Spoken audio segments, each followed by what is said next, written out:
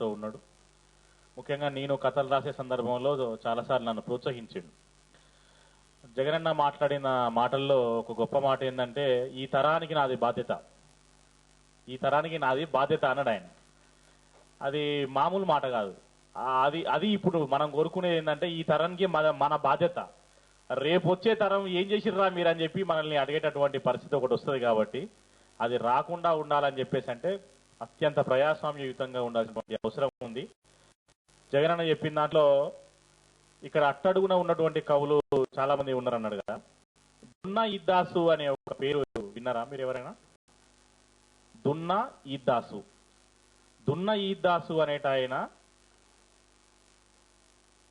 1800 సంవత్సరంలో పద్యాలు రాసినటువంటి ఒక యోగి. ఆయన తెలంగాణలో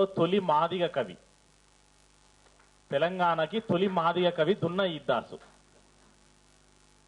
అట్లాగే నల్గొండ జిల్లాలో దైదవేములపల్లి దేవేందర్ అనేటటువంటి ఒక కవి ఉండేవాడు. ఆయన తొండం అనేటటువంటి ఒక పద్య సంపుటిని వెలువరించాడు. జాషువా కవిత్వం రాస్తున్న రోజుల్లోనే తొండం అనేటటువంటి పుస్తకం వచ్చింది. మనకు జాషువా తెలుస్తాడు తప్ప దైదవేములపల్లి దేవేందర్ తెలియకుండా పోయిండు. అంటే మన చరిత్ర మనకు తెలియకుండా పోయినటువంటి ఒక సందర్భంలో మనం ఉన్నాం. కాబట్టి వాస్తవానికి జగనన్న కొంత ఆలస్యంగా వచ్చిండు. నేను చెప్పిన చాలా పాయింట్లు మళ్ళీ జగనన్న మాట్లాడిండు. మా ఇద్దరి ఆలోచన విధానం ఒక తీరే ఉంటది కాబట్టి ఆల్మోస్ట్ అవే పాయింట్లు మళ్ళీ పూలే అంబేద్కర్ గురించి చెప్పిండు, తను మార్క్స్ గురించి చెప్పిండు, అవన్నీ చెప్పుకుంటూ వచ్చిండు.